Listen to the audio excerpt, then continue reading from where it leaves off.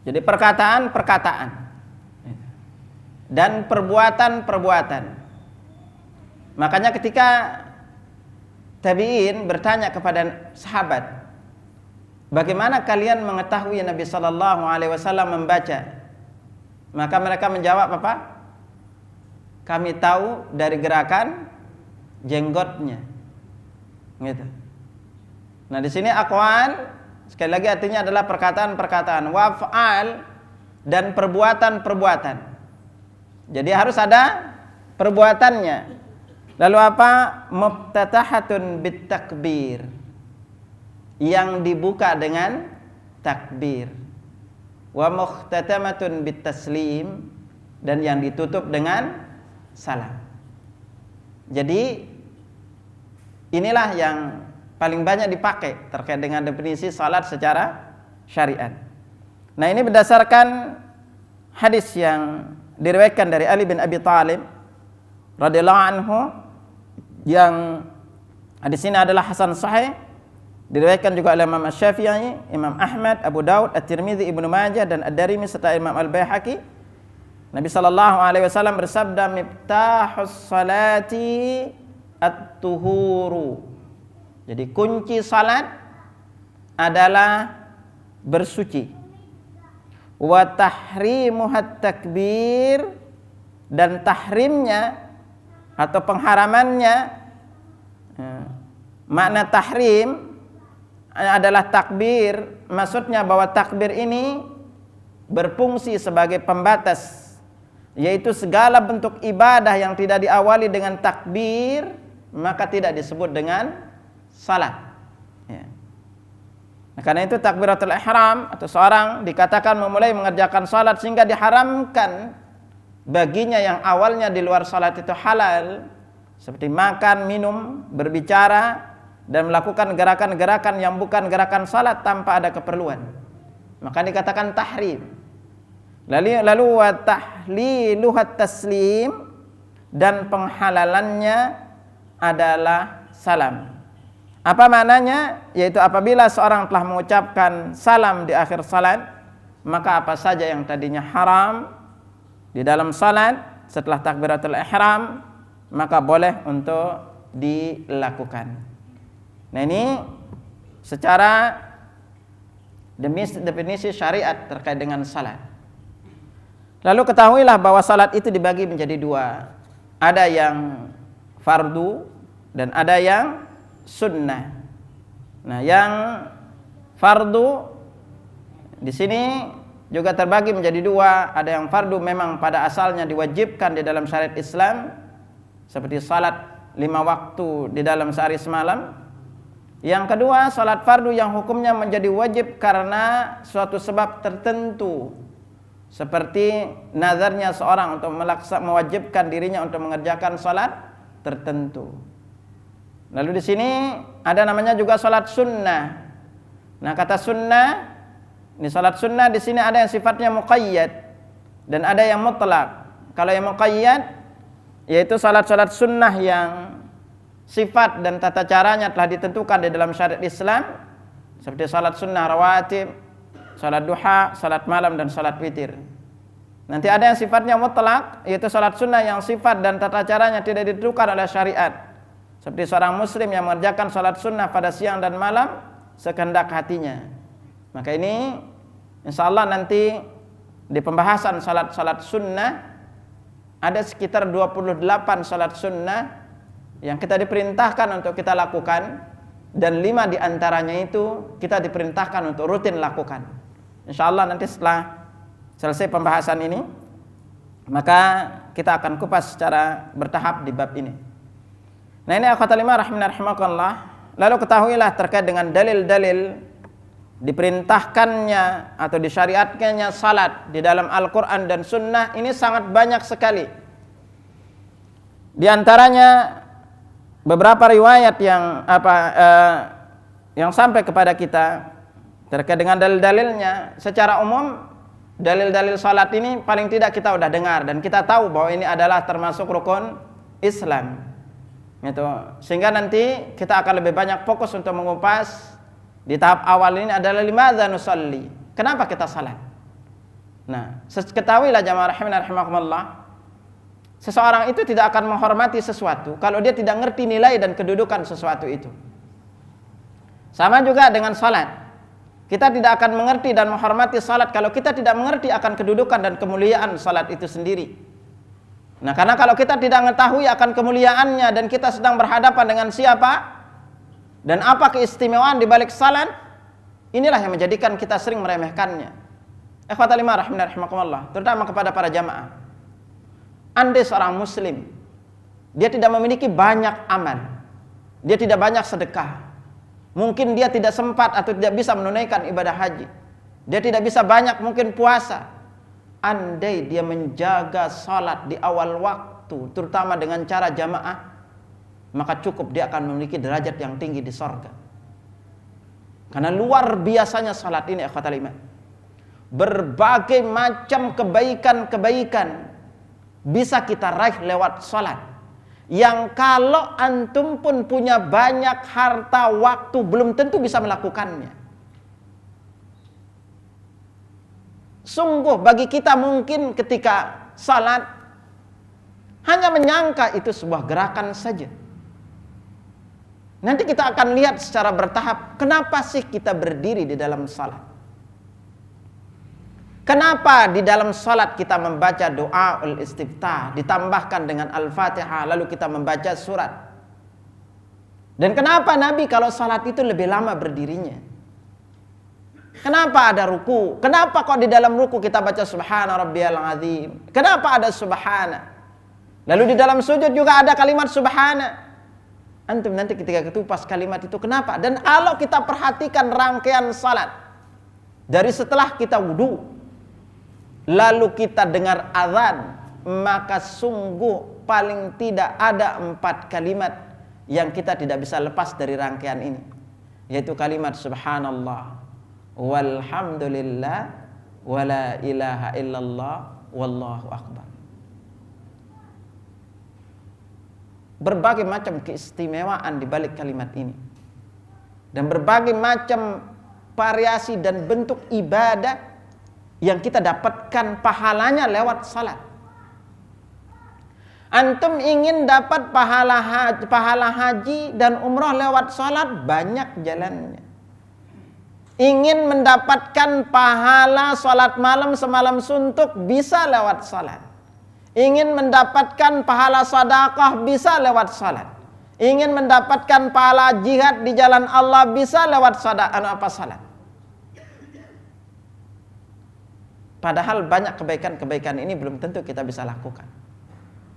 Lewat salat akhi, antum bisa meraih pahala haji minimal 5 kali dalam sehari. Karena Nabi SAW bersabda, man kharaja, antum melangkahkan kaki dari rumah dalam keadaan wudu ke masjid, itu pahalanya pahala haji yang berihram. Sebagaimana diriwayatkan oleh Abu Umamah Al-Bahili radhiyallahu anhu, Rasulullah SAW bersabda, man kharaja min baitihi mutatahhiran ila salatin maktubatin fa ajru ka ajril hajjil muhrim. Barang siapa yang keluar dari rumahnya dalam keadaan wudu untuk salat wajib, pahalanya seperti pahala haji yang berihram. Diriwayatkan oleh Imam Abu Dawud. Subhanallah. Antum sekarang kepingin dapatkan pahala salat malam semalam suntuk, Nabi sabdakan, diriwayatkan dari Utsman bin Affan, man shallal isya'a fi jama'atin faka'annama qama nisfal lail. Barang siapa yang salat isya berjamaah, pahalanya seperti dia salat malam setengah malam. Wa man shallas subha fi jama'atin, barang siapa yang salat subuh berjamaah, dalam riwayat Ibnu Khuzaimah, wa man shallal isya wal fajra fi jama'atin, barang siapa yang salat isya dan fajar secara berjamaah, faka'annama qamal laila kullah, pahalanya seperti dia salat malam semalam suntuk. Besar pahalanya gitu. Nah ini keistimewaannya, maka nanti insyaallah kita akan kupaskan antum secara bertahap bahwa seorang muslim ketika dia senang dan bahagia melangkahkan kaki menuju masjid, berbagai macam kebaikan yang dijanjikan oleh Allah kepadanya. antum bisa dibangunkan rumah di sorga, bisa tanam pohon di sorga. Ingin bangun rumah di sorga, Nabi katakan man sadda furjatan fi saffin, barang siapa yang menutup celah saf yang renggang, rafa'ahullahu biha darajatan, Allah angkat derajatnya, wa bana lahu baitan fil jannah, Allah bangunkan baginya sebuah rumah di sorga. Subhanallah. Itu. Belum lagi kebaikan yang lainnya. Maka dari itu, inilah keistimewaan salat, yang Allah satu-satunya ibadah yang Allah tidak wajibkan di dunia, dan satu-satunya ibadah yang tidak lewat perantara Jibril alaihissalam. Allah langsung memanggil nabinya ke 7 langit untuk menerima perintah salat ini. Ini akan agung dan besarnya kedudukan salat ini. Karena itulah ikhwatal iman, berbicara masalah dalil perintah salat, ada beberapa riwayat yang ayat. Yang pertama adalah kita bisa lihat dalam surah Al-Bayyinah ayat 5, wa ma umiru illa liya'budullaha mukhlishina lahuddin hunafa wa yuqimus shalah wa yutuz zakah wa dzalika dinul qayyimah. Padahal mereka tidak diperintah menyembah Allah. Itu. Padahal mereka hanya diperintah menyembah Allah dengan ikhlas, mentaatinya semata-mata karena menjalankan agama, juga agar mereka melaksanakan salat, menunaikan zakat, dan yang demikian itulah agama yang lurus. Sedangkan dari hadis sebagaimana diriwayatkan dari Abdullah bin Umar radhiyallahu anhuma, yang diriwayatkan oleh Imam Bukhari dan Muslim, bunyal Islamu ala khamsin, Islam dibangun di atas 5 hal: syahadati an la ilaha illallah wa anna Muhammadar Rasulullah, bersaksi bahwa tiada ilah yang berhak diibadahi dengan benar selain Allah dan bahwa Muhammad adalah utusan Allah, wa iqamis salah wa ita'iz zakah wal hajj wa shaumi Ramadan, menegakkan salat, membayar zakat, menunaikan haji ke Baitullah, dan berpuasa di bulan Ramadan.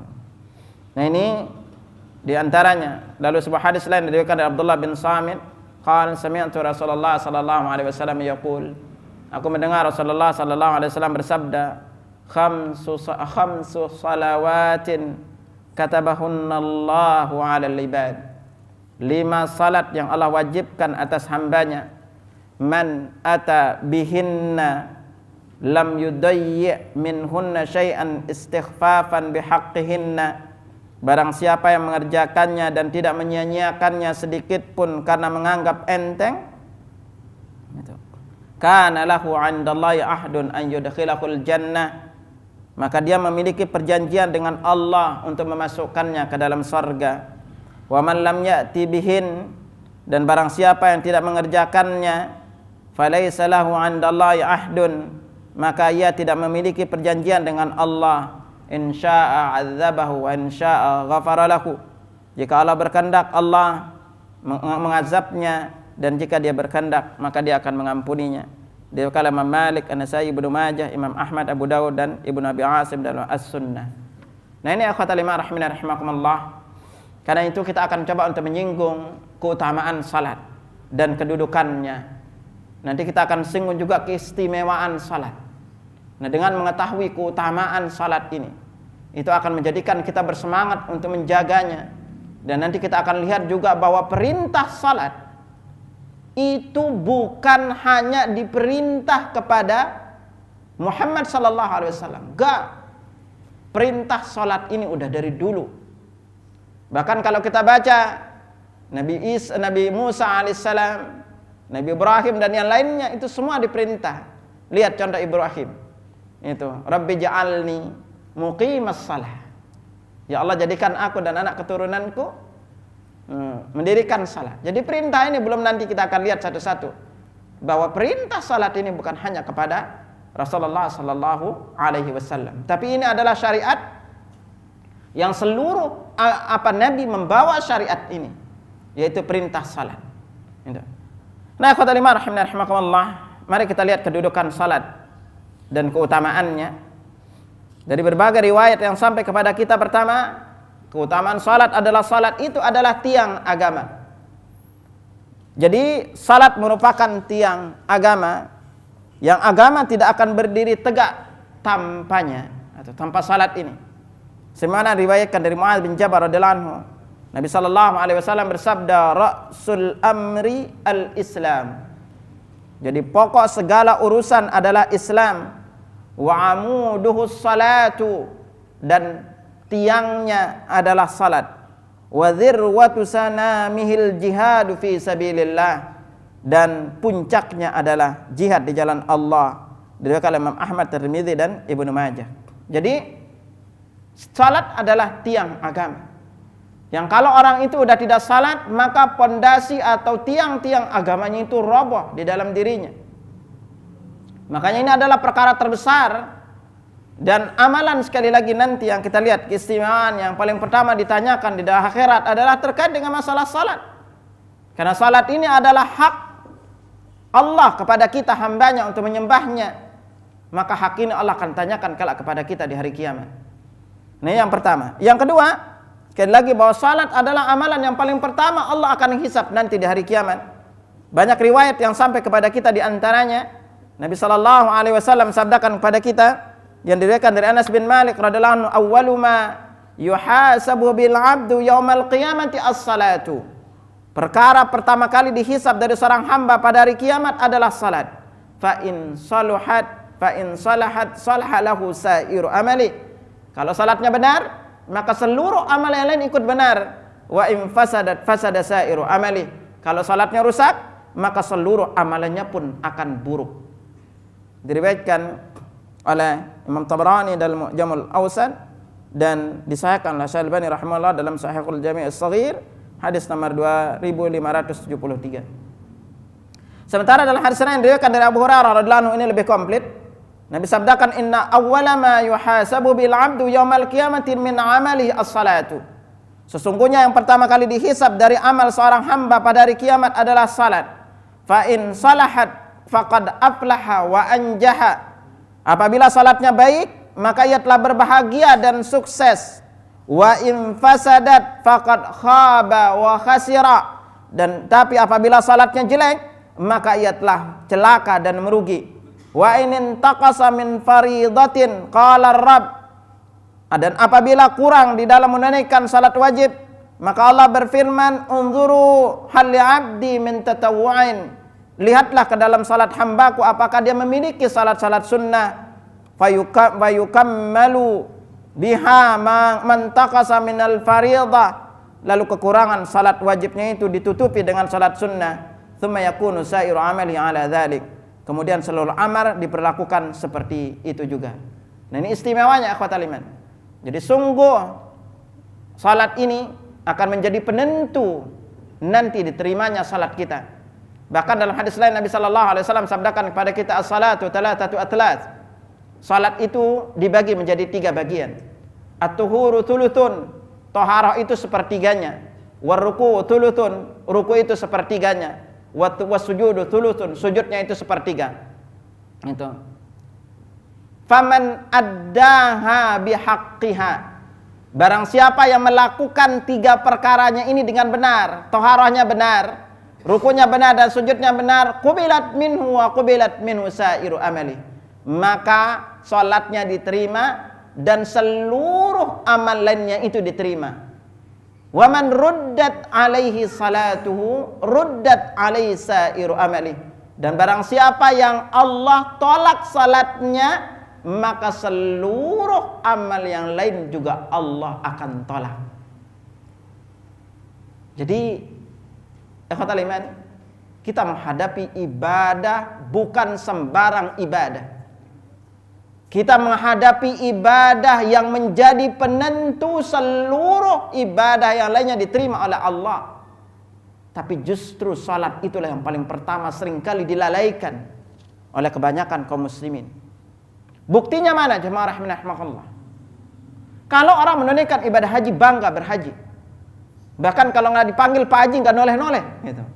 Ya. Depannya harus ditambahkan kalimat ha baru afdol.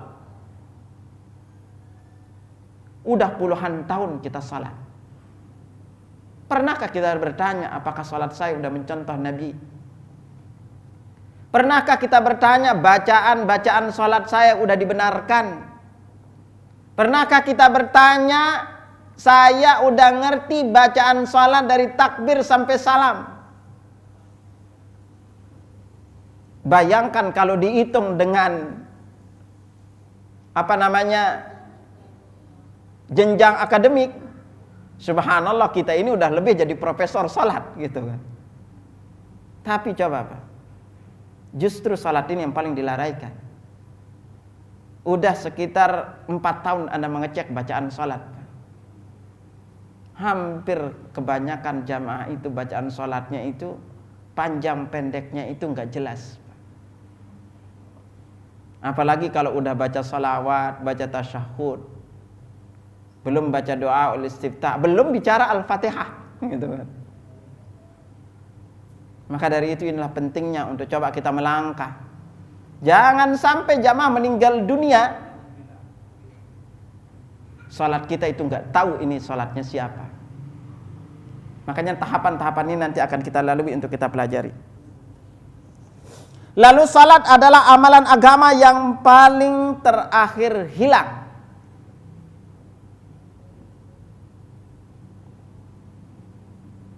Karena itu sebagaimana yang diriwayatkan dari Abu Umamah secara marfu' dari Nabi sallallahu alaihi wasallam, "Lantang qadanna oral Islam urwatan."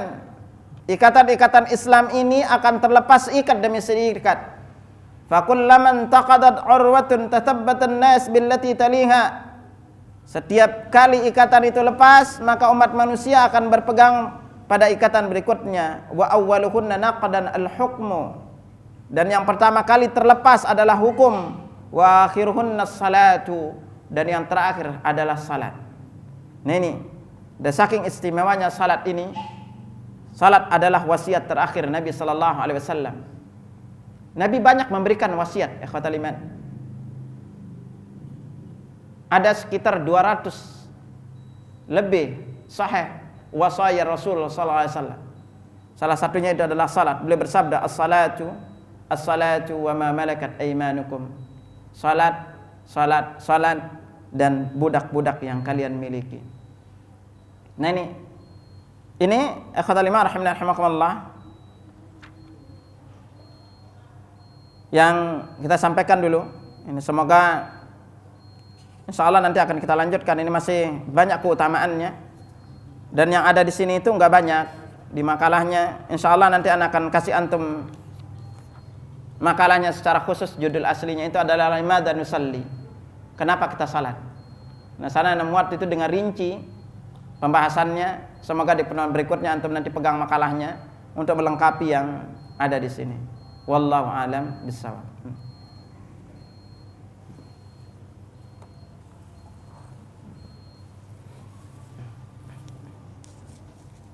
Nah, silakan. Assalamualaikum.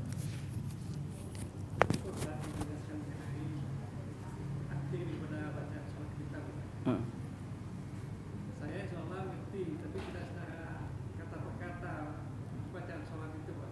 Apalagi kalau udah masuk ayat, Pak. Nah, itu bagaimana kedudukannya nanti di nilainya? Jadi yang perlu kita ketahui, akhwatal iman rahimani rahimakumullah, pahala salat kita itu setiap orang itu berbeda-beda. Karena Nabi sallallahu alaihi wasallam bersabda, "Innar rajula la yansarifu." Seseorang itu selesai salat, wa ma kutiba lahu illa 'ashru salati, melainkan yang dicatat dari pahala salatnya itu adalah 1/10-nya, tus'uha 1/9-nya, thumunuha 1/8-nya, sub'uha 1/7-nya, sudusuha 1/6-nya, khumusuha 1/5-nya, lalu rubu'uha 1/4-nya, wa sulusuha 1/3-nya. Gitu. Wa nisfuha ada ditulis setengahnya. Nah, dari mana kita tahu ini? Nanti kadar keilmuan kita tentang suatu ibadah itu akan berbanding lurus juga dengan pahala kita. Artinya apa?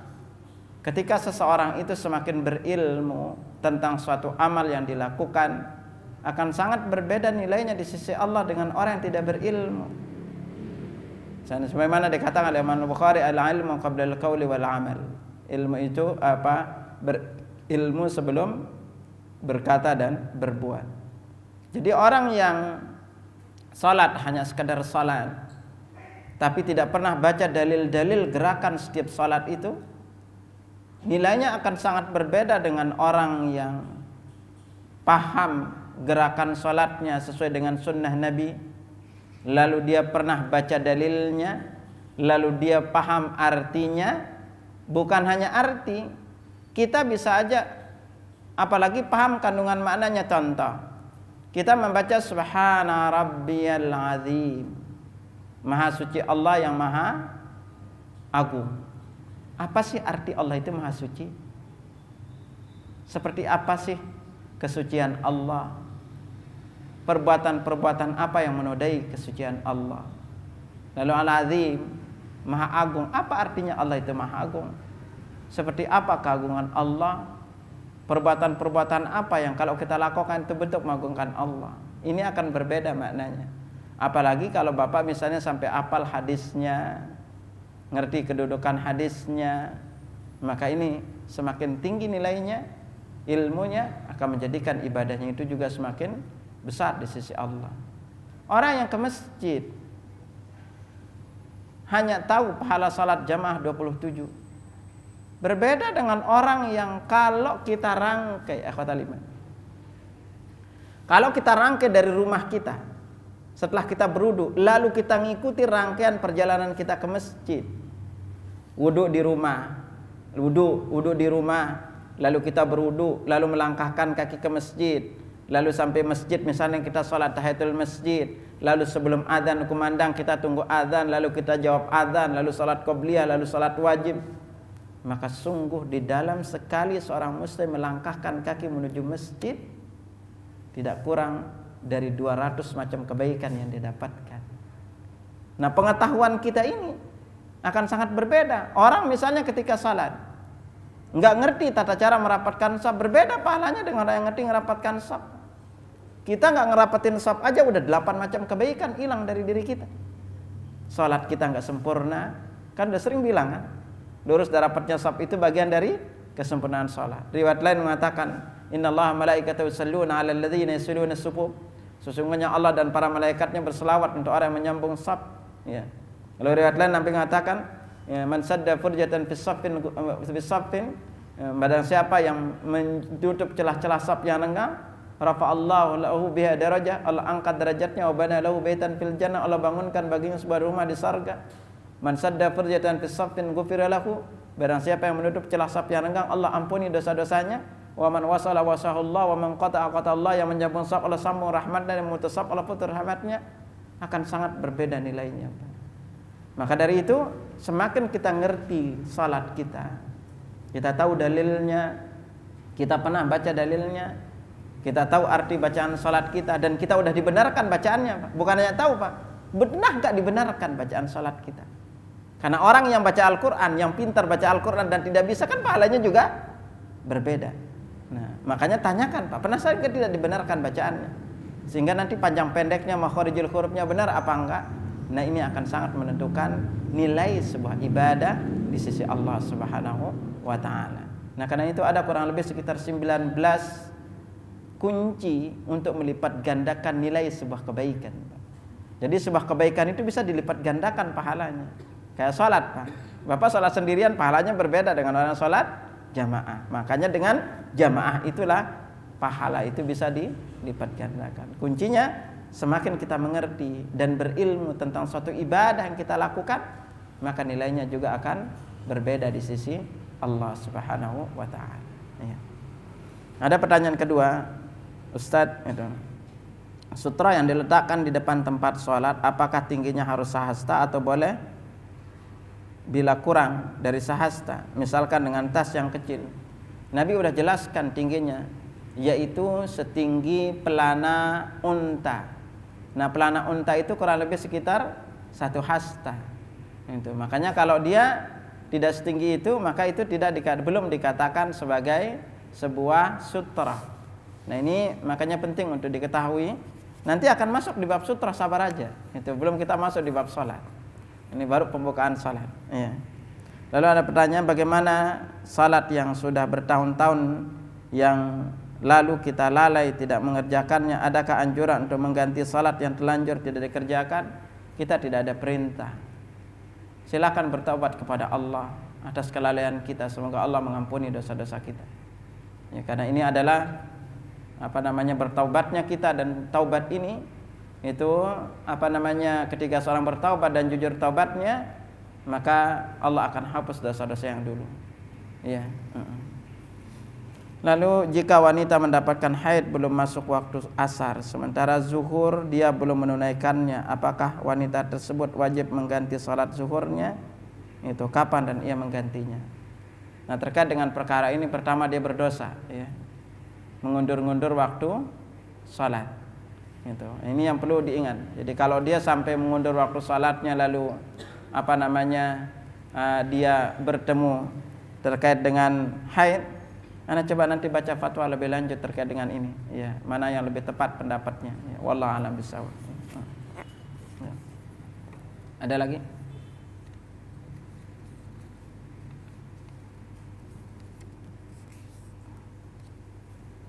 Enggak ada? Ya, insyaallah nanti kita akan lanjutkan pembahasannya terkait dengan limadza nusalli. Mengapa kita salat? Nah, ini ada sekitar 5-6 halaman makalahnya. Nah, sehingga jamaah ketika tahu nanti kedudukannya, keutamaannya salat, ini akan menjadikan kita benar-benar bersemangat untuk melakukannya. Yang harus sekali lagi kita ingat adalah bahwa kalau kita tidak mengerti kedudukan sesuatu, maka kita tidak akan menghormatinya. Lihat emas atau berlian, gak mungkin kan ditaruh di gak mungkin juga dijual-jual di pinggir jalan, pasti udah punya tempat khusus.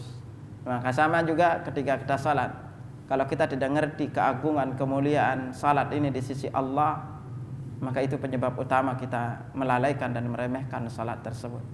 Nanti setelah kita tahu kedudukannya, maka ini akan menjadikan kita begitu bersemangat. Apalagi kalau kita kupas nanti lebih rinci, karena Anda memiliki makalah khusus seperti apa kemuliaan sujud. Sujud ini adalah ibadah yang paling agung dari seluruh bagian ibadah dalam salat. Memiliki keutamaan. Bagi kita kemungkinan taunya cuma sujud aja. Subhanallah, sujud ini memiliki keistimewaan dan keutamaan. Belum nanti 7 doa terbaik dalam duduk antara dua sujud. Belum kita bicara berdirinya, belum kita berbicara rukuknya. Makanya lihat, kenapa kita sujud 2 kali? Sementara seluruh rangkaian salat itu hanya sekali, ruku sekali, dalam 1 rakaat hanya sujud sekali. Lalu setelah sujud, kita duduk antara sujud. Kalimat pertama yang kita baca, Rabbighfirli. Kenapa Allah letakkan pertama Rabbighfirli di kalimat ini? Maka ini ada kaitannya dengan setiap kita melakukan suatu ibadah dan di dalam ibadah itu banyak kelalaian, maka ternyata Allah Subhanahu wa taala memerintahkan kita untuk memulainya atau menutupnya dengan istighfar kepada Allah Subhanahu wa taala. Sungguh sekali lagi ikhwatal iman, rangkaian salat ini adalah rangkaian yang indah. Ana pernah mengkaji bab salat jamaah itu selama 7 bulan. Ternyata terkumpul makalahnya cukup tebal. Itu sampai ana itu buat tema lebih dari 1.500 kebaikan dalam 5 kali salat jamaah. Rangkaian antum salat jamaah dari rumah sampai ke masjid, dalam sekali melangkahkan kaki lebih dari sekitar 250 macam kebaikannya. Ini penting untuk kita ngerti dan tahu. Nanti akan menjadikan kita bersemangat untuk salat jamaah, yang menjadikan kita menikmati detik-detik ketika adzan berkumandang. Itu adalah panggilan yang paling sensitif bagi kita, dan ketika adzan berkumandang maka kita akan segera memenuhi panggilan Allah tersebut. Dan ketahuilah bahwa ketika seorang rajin menunaikan salat di awal waktu, dia memiliki banyak keistimewaan di sisi Allah. Salah satunya adalah bahwa ukuran atau seberapa cepat kita nanti akan masuk surga berbanding lurus juga dengan seberapa cepat kita melaksanakan salat di awal waktu juga. Karena Allah, sampai Nabi SAW sabdakan ketika ditanya, itu amal yang paling afdal adalah as-salatu fi awwali waqtiha, salat pada waktunya. Wallahu a'lam bishawab. Ini yang bisa Anda sampaikan. Semoga pertemuan berikutnya kita akan kupas lebih rinci pertanyaan limadza nusalli, kenapa aku salat, dan apa-apa keistimewaan kedudukan salat. Semoga ini sekali lagi akan menjadikan kita semakin bersemangat untuk menunaikan salat. Demikian, subhanakallahumma bihamdika asyhadu an la ilaha illa anta astaghfiruka wa atubu ilaik. Assalamualaikum warahmatullahi wabarakatuh.